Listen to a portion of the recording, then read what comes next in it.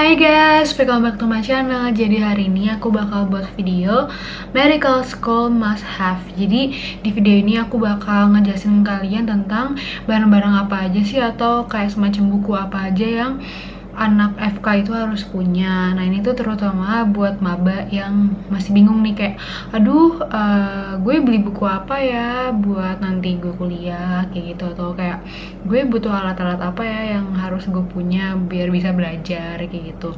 Jadi kalau misalnya kalian penasaran, jangan lewatin video ini ya. Dadah. Oke, jadi yang pertama, seperti kalian tahu kalau anak-anak FK itu pasti nggak jauh-jauh dari textbook yang super tebal. Nah, jadi di sini pertama aku mau ngasih tahu textbook apa aja yang penting dan juga berguna buat kalian. Jadi yang pertama itu adalah Sobota. Nah, Sobota itu buku anatomi, kayak nanti pokoknya aku kasih di sekitar sini gambarnya kayak gimana. Pokoknya kalau misalnya Sobota itu dia kayak buku anatomi, jadi kayak isinya gambar-gambar. Nah terus nanti kayak isinya dinamain, ini namanya tulang apa, ini tulang apa, terus ini tulang apa, ini tulang apa tuh.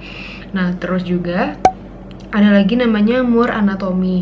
Nah jadi Moore Anatomy ini atau Sobota itu sebenarnya kalian bisa pilih mau yang mana, karena sebenarnya dua-dua itu sama-sama buku anatomi.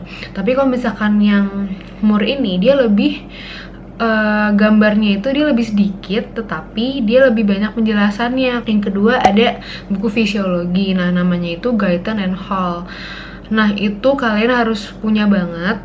Jadi Guyton and Hall ini lengkap banget, kayak jadi dia tuh ngejelasin semua fisiologi tubuh, dan menurut aku sih bener-bener gampang di ngertiin. Terus habis itu yang ketiga ada namanya Dorlan. Kalian pernah gak sih kalau misalkan temen kalian anak FK atau kayak lihat di mana gitu kayak ada buku yang tebelnya minta ampun, terus tulisannya Dorlan. Nah itu sebenarnya kamus gitu, kayak kamus KBBI, cuman ini kamus kedokteran gitu. Tapi itu kalian jangan khawatir, kayak aku nggak saranin kalian beli buku segede itu. Tapi jadi itu Dorlan tuh ada versi kecilnya, nanti bakal aku kasih tahu juga kayak gimana. Selanjutnya ada namanya Capitas Selecta. Nah Capitas Selecta itu kayak sebenarnya itu lebih kayak buku tentang rangkuman penyakit sih. Jadi supaya untuk nge-review aja kayak penyakit ini tuh apa kayak gitu. Nah terus ada namanya buku Pathophysiology Robin. Nah ini menurut aku kalian harus punya, karena di situ tuh bener-bener dijelasin lengkap banget tentang jalan penyakit itu kayak gimana, dan menurut aku juga enak di ngertiin gitu, dan juga lengkap. Nah setelah itu ada juga namanya Nelson Pediatric. Nah Nelson Pediatric ini dia buku isinya tentang anak-anak, tentang pediatrik. Nah jadi kalau misalkan nanti kalian kuliah terus dapat kasusnya anak, nah biasanya nanti dilihatnya dari si Nelson Pediatric itu. Nah terus nanti yang terakhir ada namanya Harrison. Nah Harrison ini kayak Harrison Internal Medicine. Di Harrison ini dia itu bener-bener ngejelasin tentang penyakitnya aja. Tapi kalau misalkan di Robin ini dia literally ngejelasin tentang patofisiologi si penyakit itu. Nah, jadi ini yang namanya Moore Anatomy. Nah jadi dia tuh bukunya tebel segini, tebal. Nah terus kalau misalkan kita buka, ini kayak bagus gitu, kayak misalnya dia banyak tulisan-tulisannya tapi gambarnya dikit. Nah kalau Sobota tuh kayak literally cuman gambar gini doang aja. Nah ini buku yang selanjutnya, ini yang Guyton and Hall. Nah ini buku fisiologi kedokteran. Ini juga tebal banget, kalian harus lihat, tebal banget segini. Nah ini tuh isinya literally bener-bener tentang fisiologi kedokteran, dan isinya bacaan semua tuh, kayak misalkan fisiologi membran, saraf, dan otot. Ini bukunya yang versi Indonesianya. Sebenarnya aku pesan Guyton and Hall ini dia ada yang versi bahasa Inggrisnya dan juga berwarna. Tapi aku nggak tahu kenapa ya, kalau buku-buku kayak gini aku lebih mending bahasa Indonesia aja, karena mungkin lebih di ngertiin kali ya. Ini kamus aku kedokteran Dorlan. Ini yang tadi aku bilang yang ada versi gedenya banget. Nah ternyata ada versi kecilnya, jadi aku nggak nyaranin kalian beli yang itu, aku nyaranin kalian beli yang ini. Nah ini juga yang bahasa Indonesianya tuh. Jadi ini kayak semacam KBBI, kayak kamus aja. Nih misalkan aku nggak tahu artinya dari epikardium misalkan. Nah, epikardium itu apa sih? Nah, makanya nanti dicari di sini. Oh, epikardium itu visceral. Nah, berarti ya visceral itu dia yang di mana? Bagian dalam atau bagian luar kayak gitu.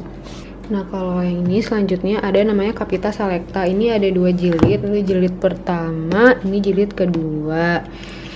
Nah, isinya itu kayak gini. Kayak rangkum-rangkuman penyakit aja sih, kayak misalkan apa ya? Misalkan kalau ada yang bibir sumbing. Nah, jadi kita nanti di sini dikasih tahu definisi bibir sumbing itu apa, terus epidemiologinya apa, terus klasifikasinya gimana, diagnosisnya gimana. Tuh. Ini berguna juga sih sebenarnya. Terus misalkan ada apa lagi ya? Nah, coba lihat yang ini, yang kedua. Sama aja sih. Cuman beda ininya aja, beda penyakit-penyakit. Kalau ini buku Robin and Cotran, Pathologic Basics of Disease. Nah ini tuh yang tadi aku bilang, buku yang penting banget untuk mengetahui perjalanan penyakit. Nah ini tuh tebal banget juga sama dan berat. Tapi ini bukunya menurut aku penting. Ini keren banget, kayak berwarna gitu bukunya. Nih ada daftar isinya kayak gini. Terus ini tentang, ini isi bukunya kayak gini.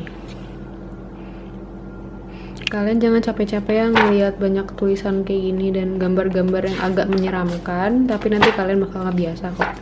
Nah kalau ini tentang Nelson Pediatric. Jadi kalau misalkan nanti kita mau belajar tentang anak, kita pakai bukunya ini. Nah ini aku belinya ya versi Indonesianya. Dan ini juga hitam putih. Aduh. Tuh isinya gini.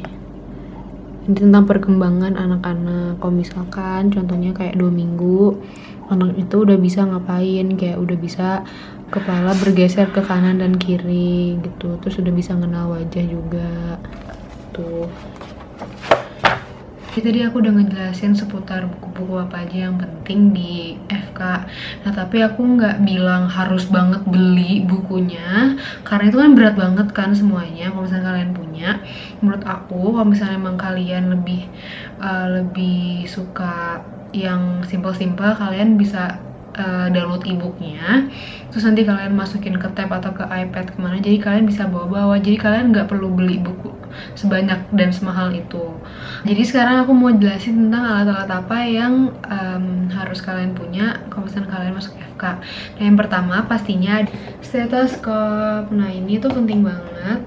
Nah sebenarnya kalian belum terlalu pakai sih kalau misalkan tahun 1. Nah tapi kalau misalkan kalian udah tahun 2, tahun 3, ini kalian perlu banget stetoskop gitu. Karena stetoskop ini penting banget buat ngecek pemeriksaan pasien. Nah jadi itu aja yang mau aku kasih tahu kalian. Kalau misalnya kalian masih ada yang kepo-kepo, kalau misalnya kalian masih pengen nanya-nanya, kalian bisa tanya di komen di bawah ini, atau bisa tanya langsung ke aku lewat DM di Instagram, nanti aku taruh di description box. Nah semoga video ini bisa membantu kalian ya. Dadah!